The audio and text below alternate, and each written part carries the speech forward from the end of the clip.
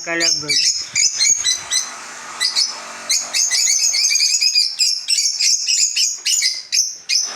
Yan, malapit na yan mga kalabog. Yung namatayan kong yung inakay. Yung manang-mana dyan sa ama. Namatay. Kaya dyan, naglililim na naman dyan. Bali, mga 1 week na lang yan. Magpipisa na yan mga kalabog. Yan yung update ng aking African lovebirds. Yun.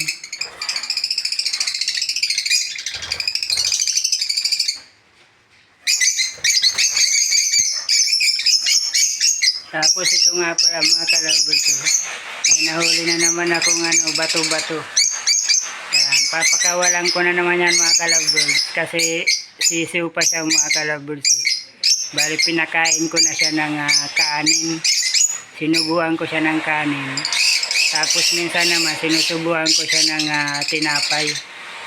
Kasi yun yung paborito nila tinapay at saka kanin.